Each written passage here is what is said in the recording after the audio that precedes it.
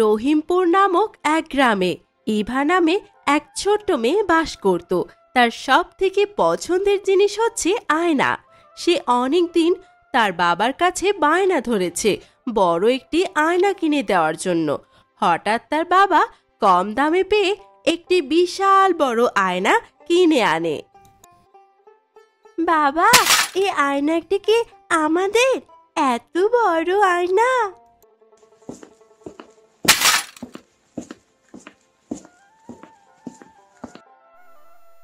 হ্যাঁ মা, তোর জন্যই এনেছি। তুই এখন খুশি তো? খুশি মানে? অনেক খুশি। হ্যাঁ মা।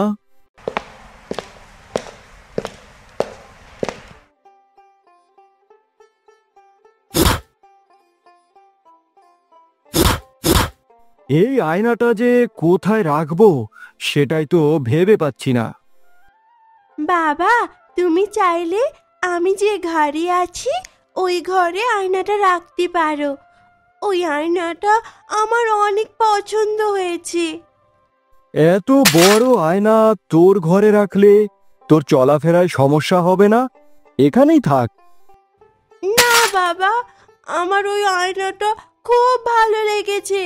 আমি চাই তুমি ওই আয়নাটা আমার ঘরেই রাখো। ইভা চাঁদকুমারীর সাথে সুন্দর একটা বাগানে গেল। সেই বাগানে অনেক সুন্দর সুন্দর ফুল ফুটে রয়েছে।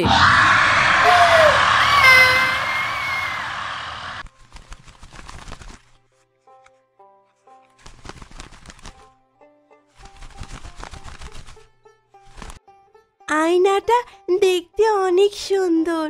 আমি যদি এই আয়নাটা বাইরে নিয়ে যেতে পারতাম। এই কথা বলে ইভা আয়নার উপর থেকে হাতটা সরালো। পরেই দেখলো আয়নার ভিতর থেকে আর একটি হাত দেখা যাচ্ছে। কে? কার কার হাত এটা আয়নার ভিতর থেকে? কে? কার হাত এটা আয়নার ভিতর থেকে? আমার হাত। তুমি কি আমাকে দেখতে পাচ্ছ? আমার নাম চাঁদকুমারী। আমি এই আয়নার ভিতরে থাকি। কে কে তুমি? আর এই আয়নার ভিতরে কি করছো?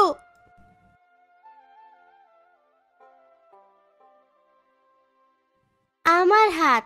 তুমি কি আমাকে দেখতে পাচ্ছ? আমার নাম চাঁদকুমারী। আমি এই আয়নার ভিতরে থাকি।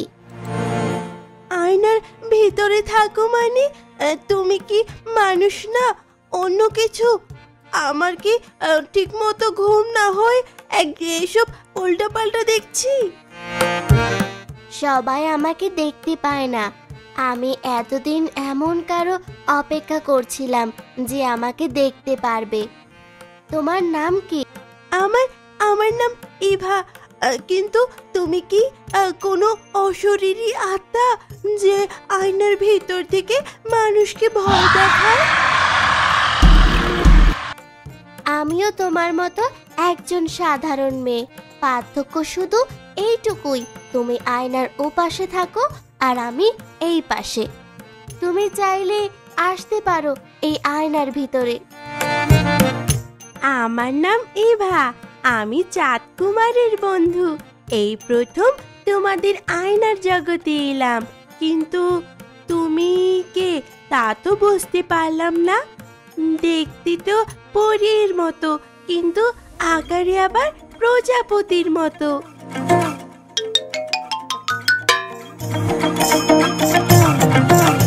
ওদেরকে মিমি বলে।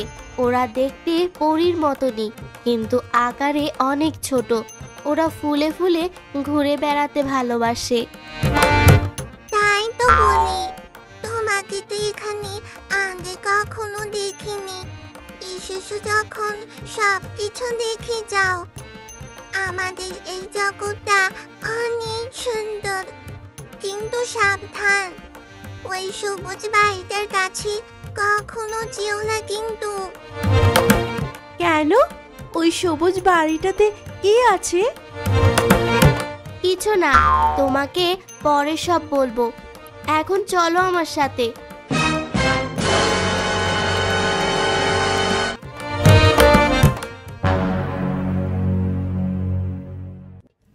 তোমাকে আরো অনেক কিছু দেখানোর বাকি আছে।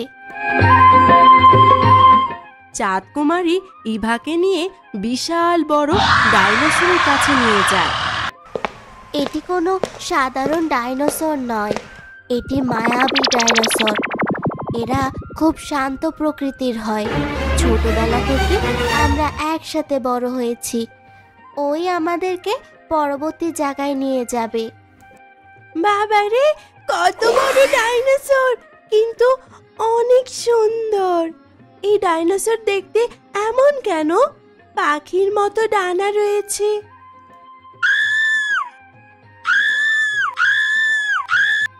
আমাকে সাহায্য করো চাঁদ কুমারী, ডাইনি আমার ছেলেকে ধরে নিয়ে গেছে। তুমি তাড়াতাড়ি কিছু একটা করো, না হলে ডাইনি আমার ওই বাচ্চাটাকে মেরে ফেলবে।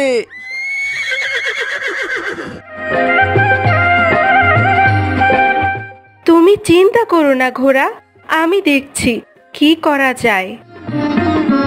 কি হয়েছে চাঁদ কুমারী? ডাইনিকে, ওই ঘোড়ার বাচ্চাটাকে কে ধরে নিয়ে গেছে? আমাদেরকে পুচকে বলবে না দানব, তুমি চাঁদ কুমারীর ক্ষমতা সম্পর্কে জানো না। তোদের দুটোকেই আজকে গপাগপ গিলে খাবো। Hey you! No! Hey you! No! Hey you! No!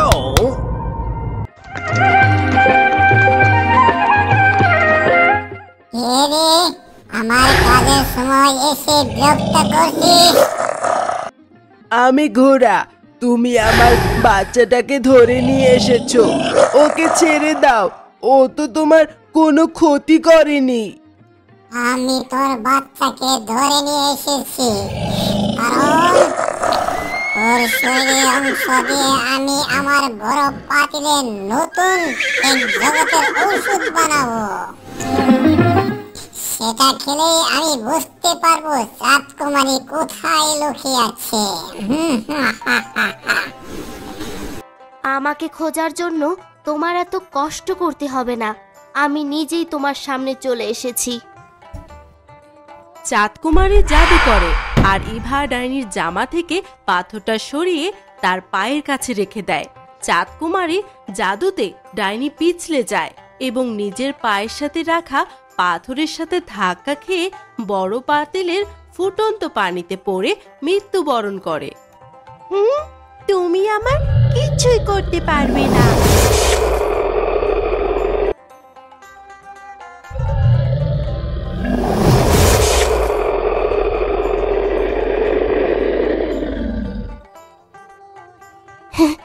এবার তুই আমার কোনো কিছু করতে পারবি না। অবশেষে আমি আমার মা বাবার মৃত্যুর প্রতিশোধ নিতে পেরেছি। আমাকে সাহায্য করার জন্য তোমাদের সবাইকে অসংখ্য ধন্যবাদ।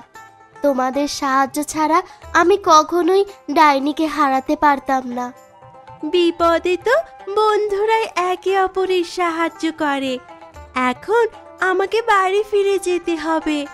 আমাকে আমার ঘরে না দেখতে পেলে সবাই আবার চিন্তায় পড়ে যাবে।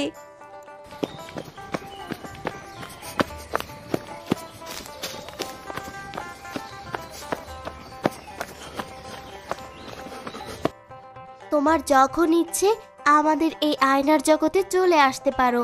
আমি প্রতিদিন তোমার জন্য এখানে অপেক্ষা করব। আমি আবার তোমাদের সবাইকে দেখতে আসব। তোমাদের সাথে কাটানোর সময়টুকু আমার অনেক ভালো লেগেছে। চাঁদ কুমারী এবার হাত ধরে তাকে আয়নার জগৎ থেকে বের করে আনে। এরপর থেকে ইভা যখনই সময় পেত তখনই আয়নার জগতে গিয়ে চাঁদ কুমারী ও তার বন্ধুদের সাথে দেখা করে আসতো। পরবর্তী পর্ব দেখার জন্য চ্যানেলটি সাবস্ক্রাইব করুন আর ভিডিওটি কেমন লাগলো কমেন্ট করে জানাবেন। সবার জন্য রয়েছে এই বছরের সেরা পুরস্কার। আজই জিতে নিন লাইক, কমেন্ট, শেয়ার করে।